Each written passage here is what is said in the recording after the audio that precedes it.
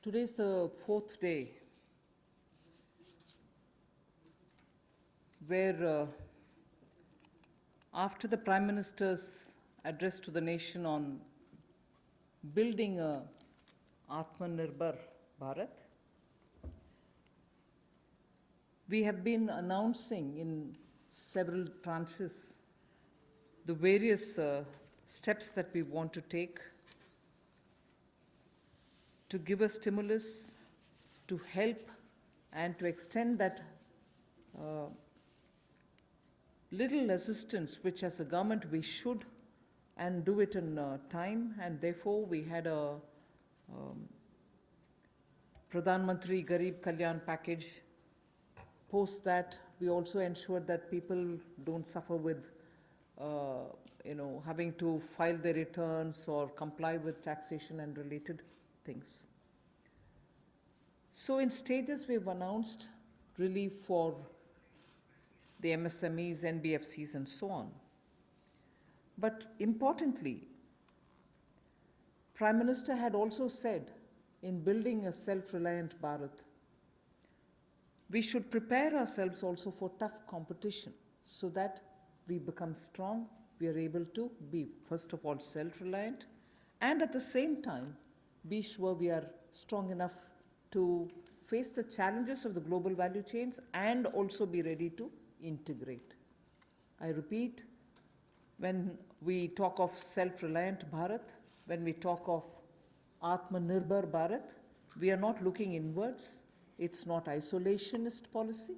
It is certainly making India strong, making India rely on its strength and be ready to face the global challenge. Many sectors need policy simplification,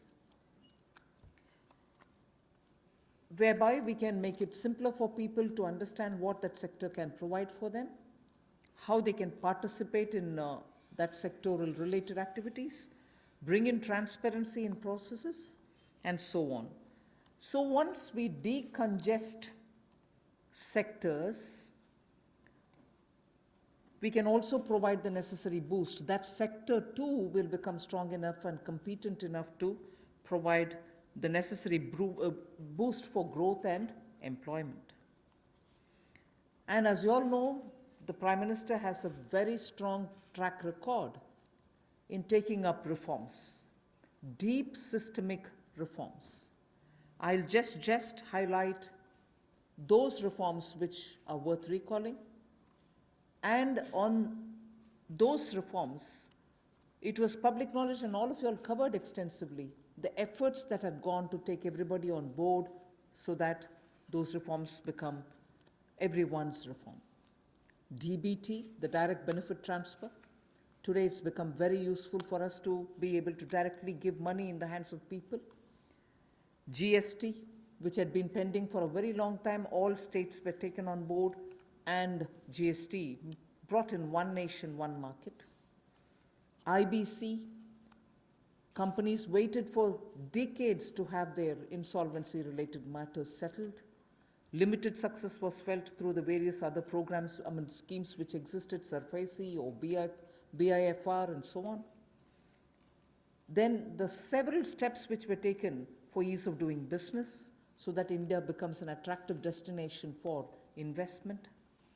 You also had the public sector banks reforms, not only just infusing some equity, but also making sure that they become professionally managed, although they are public sector banks, and performing well, but still they needed to have more professionalism, so that was also, and giving independence for them, because that's an area in which I would take extreme pride to say, between 14 until today, you wouldn't have had one phone call going to any one of the banks saying, give this loan to my cousin or my whoever.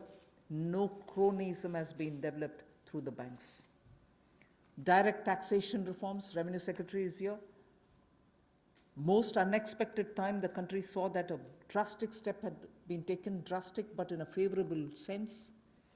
Power sector reforms.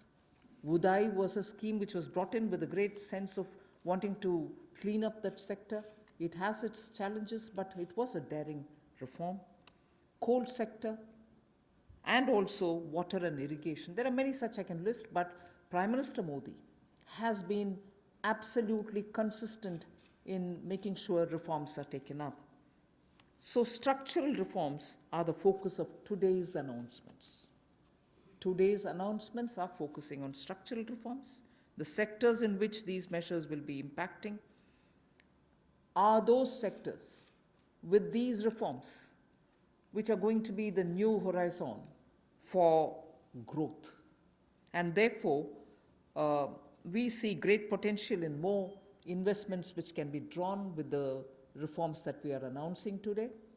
More production can be clearly marked, and certainly it will lead to a lot more employment possibilities.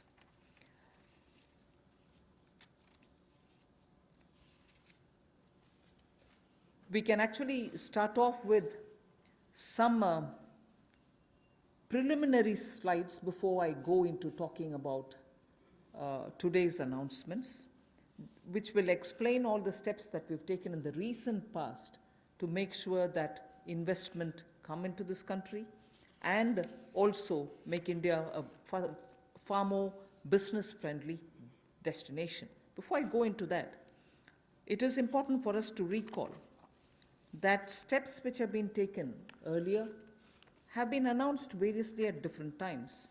And because of the lockdown and because of COVID, I think time feels like as though it's been a long time since the budget was presented. It was only presented on 1st February. And just as soon as the finance bill got passed, the parliament also had to very quickly close for the reasons of social distancing and so on. And just before February, we announced the National Infrastructure Investment Foundation, the fund that was launched. So, and therefore such steps have been taken. Clearly, these are the ones which are going to initiate a lot of things that we want to tell today, and also a lot of things that we want to do towards building an Atma-Nirbhar Bharat. So if we can go to the first slide.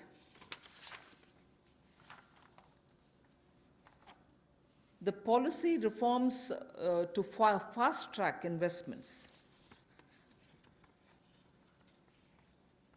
In the last couple of months, an empowered group of secretaries has been formed who also looked at project development, and project development cells were formed in various ministries. Ranking of states on investment attractiveness is also being worked out.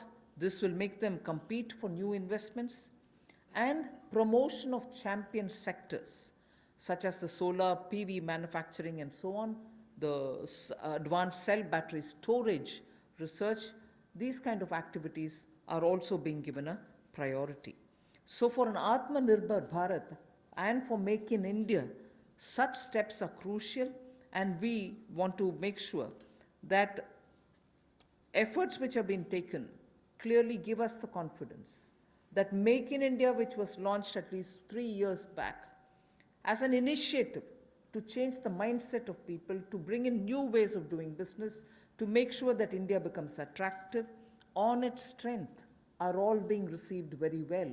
So today, if I look at Make in India for Atmanirbhar Bharat, the foundation was laid earlier, and many investors have found that India's market, size of India's market, the aspirational middle class, the rule of law which prevails, and also making sure the talent pool which exists in India makes India an attractive destination for producing for India and also for producing in India and exporting from India. So that is exactly what has been shown here, and incentive schemes are being given for these champion sectors. So we need to clearly understand the purpose with which, when we talk of Atmanirbhar Bharat, it is on all these steps building India's strengths.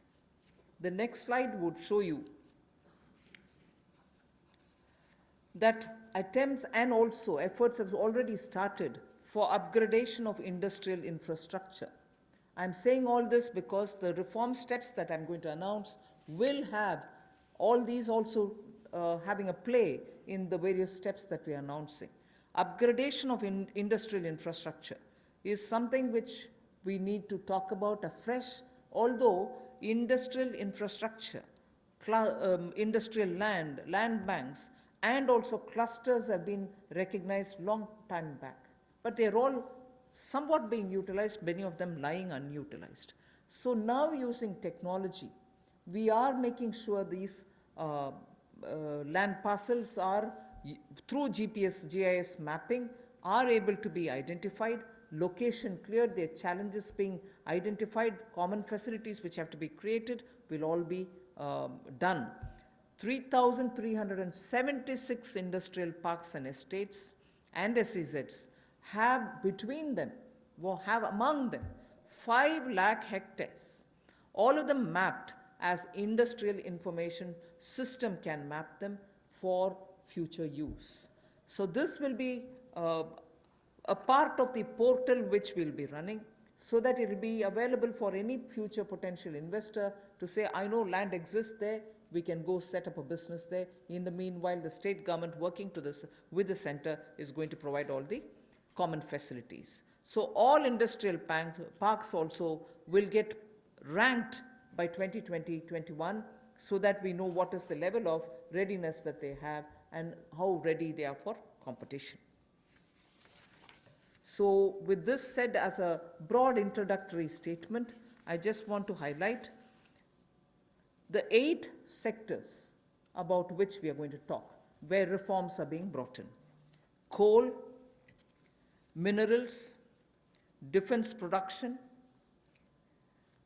I read out separately the next 3, although they together contribute for flying, airports, and also aerospace related matters.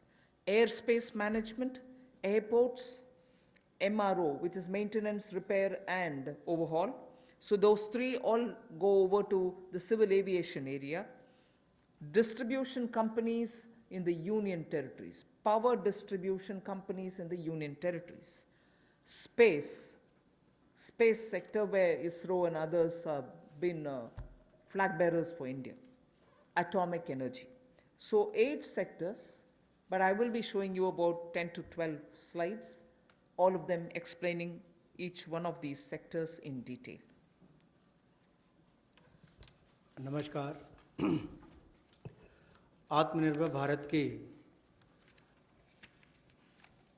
जो कल्पना माननीय प्रधानमंत्री जी ने हम सबके सामने रखी थी और 20 लाख करोड़ का पैकेज देश भर के लिए लाए थे, उसी कड़ी में आज चौथी प्रेस वार्ता में नए क्षेत्र कौन से हमारे विकास के लिए हो सकते हैं, उसको लेकर क्या बदलाव, क्या रिफॉर्म्स लाई जा सकती हैं, उसको लेकर आज हम आप सबके सामने आए हैं। क्योंकि माननीय प्रधानमंत्री जी ने कई बार पहले भी कहा है, रिफॉर्म, परफॉर्म, ट्रांसफॉर्म, और उसी दिशा में सबसे पहला कदम है रिफॉर्म्स लाने का। पिछले कुछ दिनों में एमएसएमई सेक्टर हो या एग्रीकल्चर सेक्टर हो, इनकी परिभाषाएं चाहे एमएसएमई की हो, ये एसेंशियल कमोडिटीज एक्ट की हो, एपीएमसी एक्ट की बात हो, इनको बदलने से ही इतनी पॉजिटिव बातचीत पूरे देश भर में हो रही है। एक सकारात्मक सोच इन दोनों वर्गों में देश भर के करोड़ों लोगों के बीच में चल रही है। एक नया क्षेत्र या बाकी नए क्षेत्र, जिनकी माननीय वित्त मंत्री जी ने भी बात कही कि 8 नए क्षेत्रों को लेकर आप सबके सामने आए हैं। ये भी कहा कि आत्मनिर्भर भारत को कड़ी प्रतिस्पर्धा के लिए तैयार रहना होगा, हर चैलेंज के लिए, चुनौती के लिए तैयार रहना होगा, और जहां जहां नीतिगत बदलाव चाहिए वहां वहां नीतिगत बदलाव लाने के लिए भी हम लोग तैयार हैं। अब इंप्लीमेंटेशन की बात आती है, उसके लिए माने ही मोदी जी जाते हैं कि किस तरह से अच्छी इंप्लीमेंटेशन पिछले 6 वर्षों में करके दिखाई। चाहे वो जीएसटी की बात हो, इंसॉल्वेंसी बैंक्रप्सी कोड की बात हो, जनधन योजना की बात हो, यूपीआई जैसे प्लेटफॉर्म बनाने की बात हो, हर गांव में बिजली और हर घर को राशन देने तक की कोविड-19 की स्थिति में बात हो। तो इसलिए इस सेक्टर्स में भी तेजी कैसे आए, फास्ट ट्रैक इन्वेस्टमेंट की कैसे हो, उसके लिए एम्पावर्ड ग्रुप ऑफ सेक्रेटरीज का गठन किया गया है, जो निजी निवेश की मंजूरी के लिए गति देने का काम उसमें से करेंगे ताकि उसमें सहायता मिल सके और आकर्षित हम विदेशी निवेश को कर सकें। प्रत्येक मंत्रालय में प्रोजेक्ट डेवलपमेंट सेल बनेगा जो ये तय करेगा कि किस क्षेत्र में निवेश आ सकता है, कौन निवेशक हो सकता है, इनसे बातचीत करेगा और राज्यों से और केंद्र से बात भी करेगा ताकि निवेश करने वाले को कहीं पर दिक्कत ना आए। एक तरह से हैंड होल्डिंग करने का काम यहां पर होगा। राज्यों की रैंकिंग भी होगी, उनकी कितनी अट्रैक्टिव पॉलिसीज है कि इन्वेस्टमेंट के लिए, यानी कि निवेश के लिए कितनी आकर्षित करने वाली उनकी योजनाएं हैं, उसके ऊपर डिपेंड करेगा उनकी रैंकिंग को। और नए चैंपियन सेक्टर्स को बढ़ावा देने के लिए, चाहे वो सोलर पीवी हो, इसकी मैन्युफैक्चरिंग की बात हो, या एडवांस सेल बैटरी मैन्युफैक्चरिंग की बात हो, इसके लिए भी जो भी इंसेंटिव देने होंगे वो भी हम लेकर आएंगे ताकि इन क्षेत्रों में भी बढ़ावा, ऐसे और कई क्षेत्रों में भी बढ़ावा मिल सके जो नए चैंपियन सेक्टर्स हैं। अब इंडस्ट्रियल इंफ्रास्ट्रक्चर की अगर बात करें, औद्योगिक बुनियादी ढांचे में उसके उन्नयन के लिए इस योजना को लाया गया है ताकि देश भर में जो लगभग 3,376 industrial park, industrial estate, SEZ, ये लगभग 5 लाख हेक्टेयर्स में फैले हुए हैं और इन सब की जानकारी आपको औद्योगिक सूचना प्रणाली यानी कि IIS पर मिलेगी, जिसकी GIS मैपिंग की जाएगी ताकि निवेश करने वाले को कोई दिक्कत ना हो। जो उसको बाद में दिक्कत आती थी जमीन से जुड़े मुद्दों को लेकर, वो भी दूर होगी। जमीन की उपलब्धता भी 5 लाख हेक्टेयर के लगभग जो इंडस्ट्रियल हमारे स्टेट्स हैं या हमारे पार्क्स हैं उनमें भी जो होगी, उसमें उनको लाभ मिलेगा।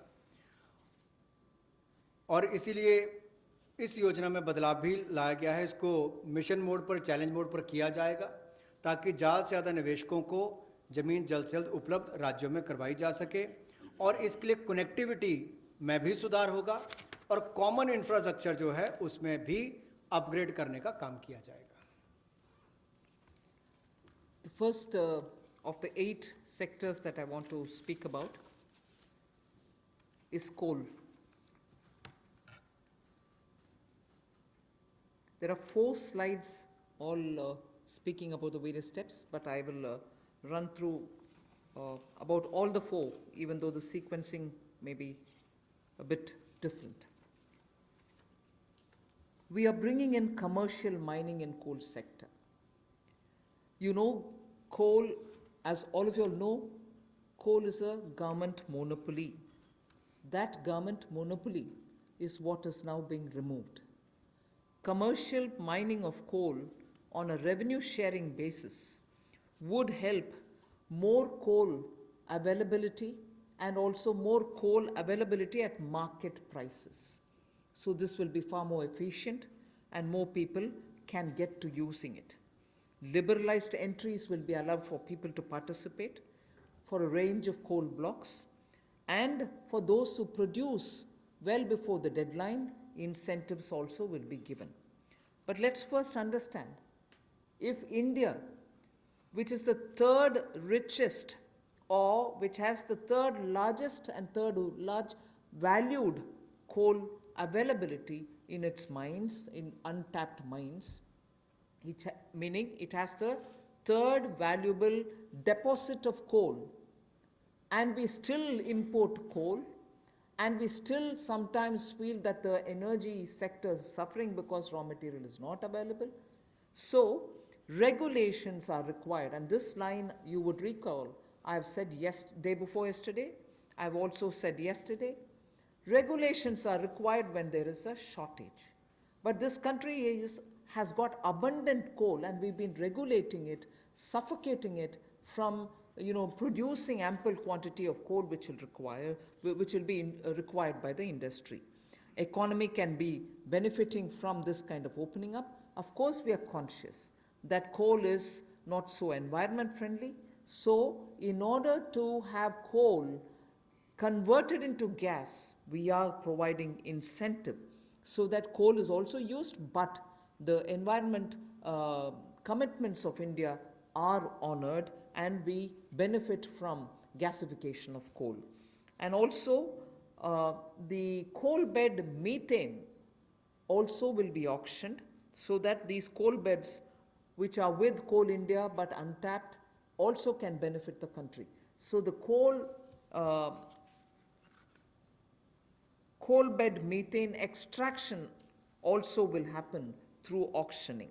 50,000 crores will be spent by Government of India for creating evacuation infrastructure, because after the coal is mined, brought to the pit head, you don't have enough right kind of infrastructure to have this coal, mined coal, evacuated from there. So 50,000 crores is being given to ensure that evacuation infrastructure is provided. So this is, in short, what is being done to bring in reforms in the coal sector.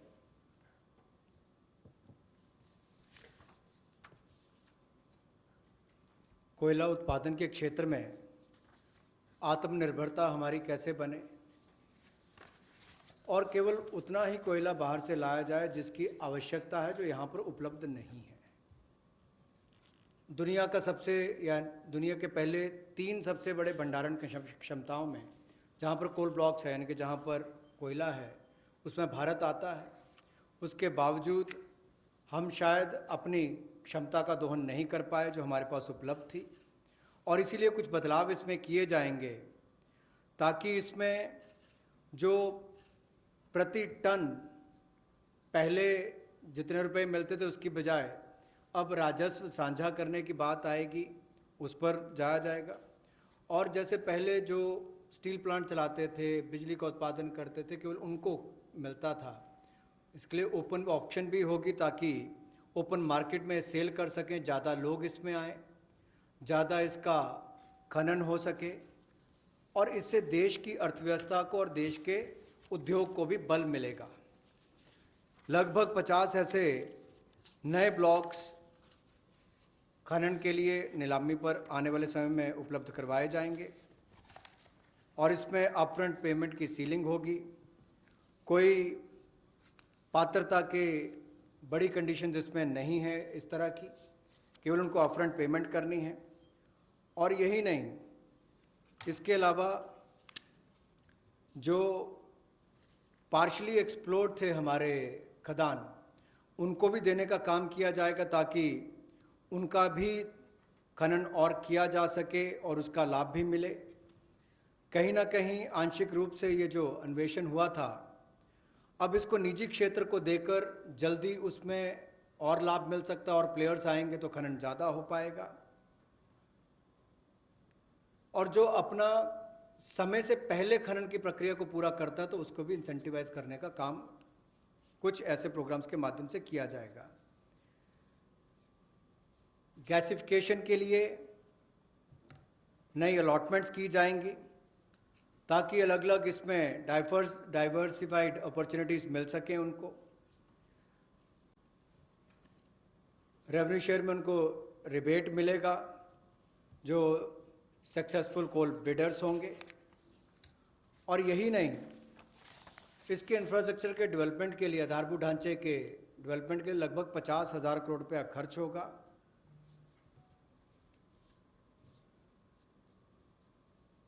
और ये जो कोल India limited की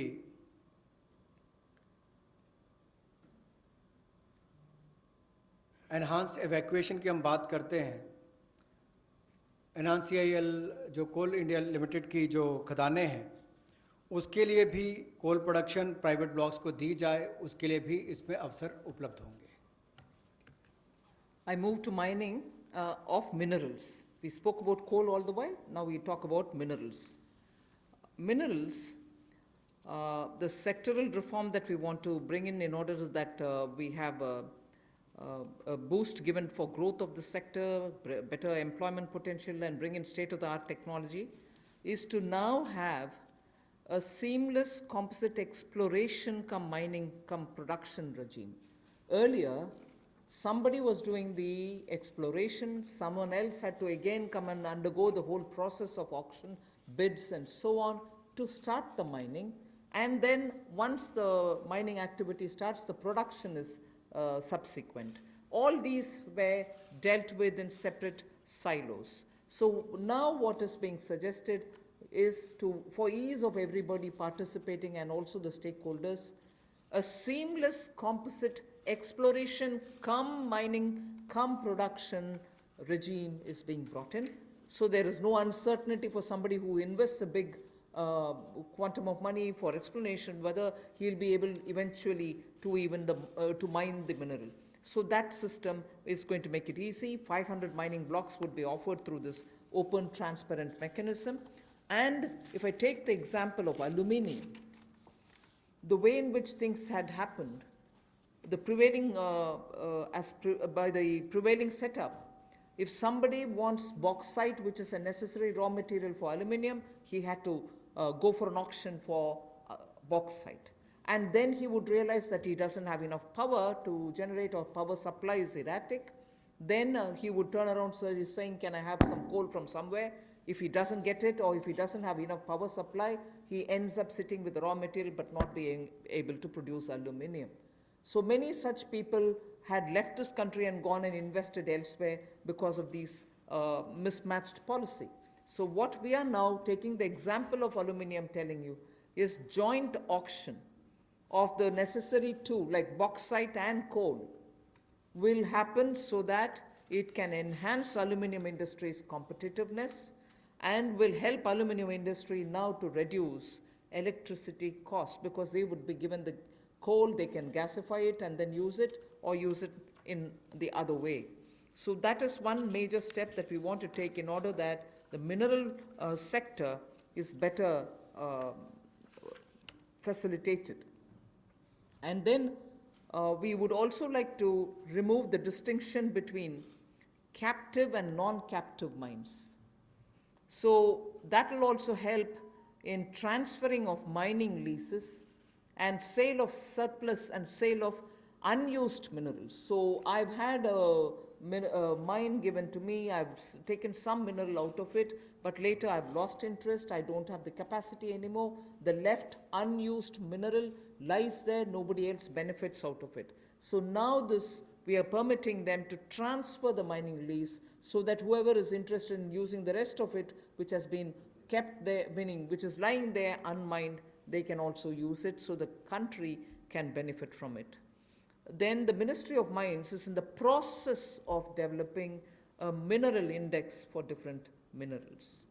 The process is ongoing. Then a rationalization of stamp duty, which is payable at the time of award of mining leases, is also happening.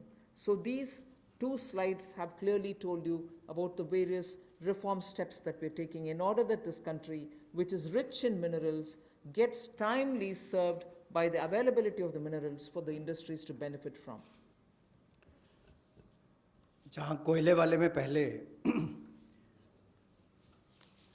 Partially explored blocks, इनकी भी auction करने की option दी जाएगी ताकि उसकी exploration भी हो सके और उसकी प्रोडक्शन से भी उसका लाभ लिया जा सके। इसमें प्राइवेट सेक्टर की पार्टिसिपेशन को बल मिलेगा और इससे इस क्षेत्र को बढ़ावा मिलेगा।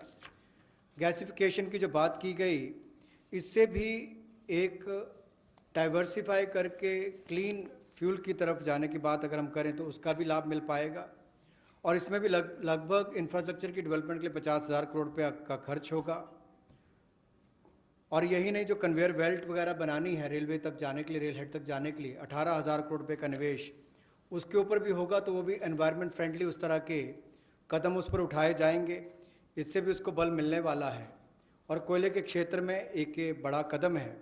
कोल बेड मीथेन की जो बात करते हैं, उसकी एक्सट्रैक्शन के लिए भी उसमें उनको अधिकार दिए जाएंगे।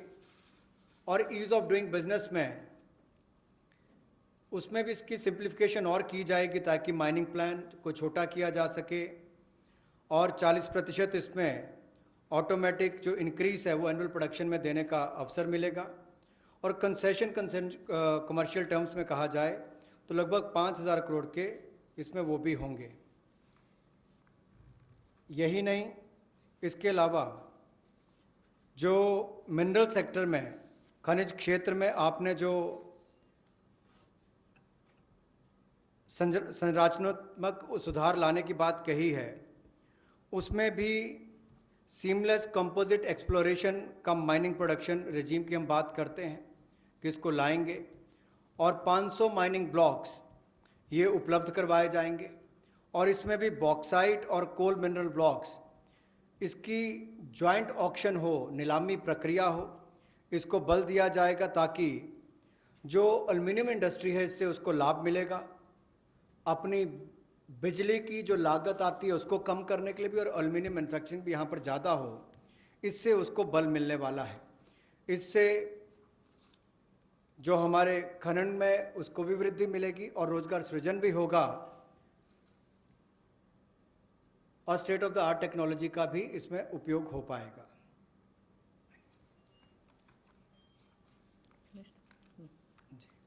मिनरल इंडेक्स बनाने की एक बात हमने यहां पर की है जिसको डेवलप किया जाएगा और स्टैंप ड्यूटी को रैशनलाइज किया जाएगा उस समय जब वो अवार्ड की जाएगी माइनिंग लीसेस, उस समय उनको कर दिया जाएगा। We now move over to talking about defense production.